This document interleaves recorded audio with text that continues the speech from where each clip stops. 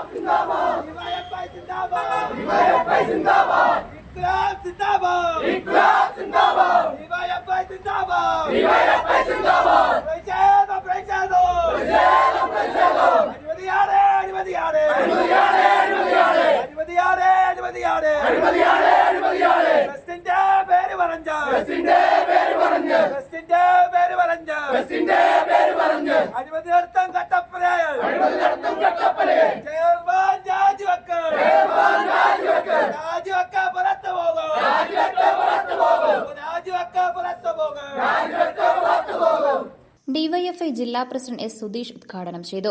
കൌൺസിലിനെ തെറ്റിദ്ധരിപ്പിച്ച് പ്രദർശനത്തിനെന്ന പേരിൽ കുറഞ്ഞ തുകയ്ക്ക് ഫെസ്റ്റ് സംഘടിപ്പിക്കാൻ സ്റ്റേഡിയം വിട്ടു നൽകിയെന്ന ആരോപണത്തിൽ വിജിലൻസ് അന്വേഷണത്തിന് ശുപാർശ ചെയ്യാൻ ചൊവ്വാഴ്ച കൌൺസിൽ യോഗം തീരുമാനിച്ചിരുന്നു. നഗരസഭയ്ക്ക് ലക്ഷങ്ങളുടെ വരുമാനം നഷ്ടപ്പെടുത്തിയ ചെയർപേഴ്സൺ രാജിവെക്കണമെന്ന് എസ് സുധീഷ് ആവശ്യപ്പെട്ടു. സംഘടിപ്പിക്കാൻ ഇടവന്ന സാഹചര്യത്തെ സംബന്ധിച്ച് എനിക്ക് മുമ്പ് സംസാരിച്ച സഖാവ് ഇവിടെ സൂചിപ്പിച്ചു കഴിഞ്ഞിട്ടുണ്ട്. ഒരു ഫെസ്റ്റ് നടത്തുമ്പോൾ, പ്രത്യേകിച്ചും കഴിഞ്ഞ 6-7 വർഷക്കാലമായി ഫെസ്റ്റ് നടത്തിക്കൊണ്ടിരുന്ന കട്ടപ്പന നഗരസഭ, അക്കാലവും UDFന്റെ നഗരസഭ ഭരണസമിതിയായിരുന്നു ഇവിടെ ഉണ്ടായിരുന്നത്. ഒരു ഫെസ്റ്റ് നടത്തണമെങ്കിൽ കൃത്യമായി ഗവൺമെന്റിന്റെ കൃത്യമായ ഉത്തരവും അനുമതിയും ലഭിക്കേണ്ടതായിട്ടുണ്ട്.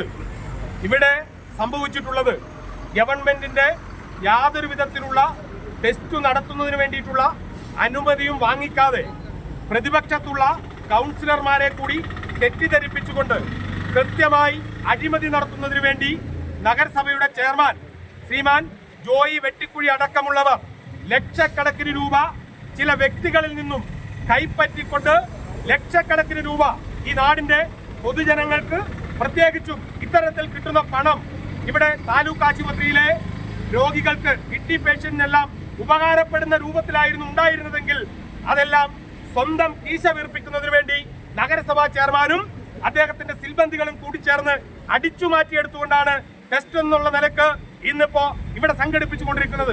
ഇവിടെ നടന്നിട്ടുള്ള കാര്യം എന്താണ്? നടന്നിട്ടുള്ള കാര്യം, മാർച്ച് മാസം 13-ാം തീയതി അബൂബക്കർ എന്നൊരാൾ അദ്ദേഹം ഒരു അപേക്ഷ കൊടുക്കുന്നു. ആ അപേക്ഷയിൽ പറയുന്നു, ഞാൻ ദിവസം 7000 രൂപ നൽകിക്കൊള്ളാം എക്സിബിഷന് വേണ്ടി. കൃത്യമായി നാം മനസ്സിലാക്കേണ്ടിയിരിക്കുന്നു, ഫെസ്റ്റ് എന്നുള്ള വാക്ക് മറച്ചു പിടിച്ചുകൊണ്ട് ഗ്രൗണ്ടിൽ എക്സിബിഷന് വേണ്ടി അനുമതി നൽകണമെന്നാണ് പറഞ്ഞിട്ടുള്ളത്. അതിനുശേഷം 16-ാം തീയതി കൃത്യമായി കൗൺസിൽ യോഗം ചേരുന്നു. അങ്ങനെ കൗൺസിൽ യോഗം ചേരുമ്പോൾ ആ കൗൺസിൽ വെച്ചിട്ട് അതുമായി ബന്ധപ്പെട്ട സ്റ്റാൻഡിംഗ് കമ്മിറ്റിയെ അതിനുവേണ്ടി ചുമതലപ്പെടുത്തുന്നു. ആ സ്റ്റാൻഡിംഗ് കമ്മിറ്റി അബൂബക്കറിന് 7000 രൂപ വെച്ച മറ്റൊരു അപേക്ഷ കൂടി ഉണ്ടായിരുന്നു, 5000 രൂപ ദിവസം നൽകാമെന്ന് പറഞ്ഞൊരു അപേക്ഷ. ഇത് പിന്നീട് 31-ാം തീയതിയിലെ അടുത്ത ആ നിലക്കുള്ള കമ്മിറ്റിയിലേക്ക് വരുന്നു.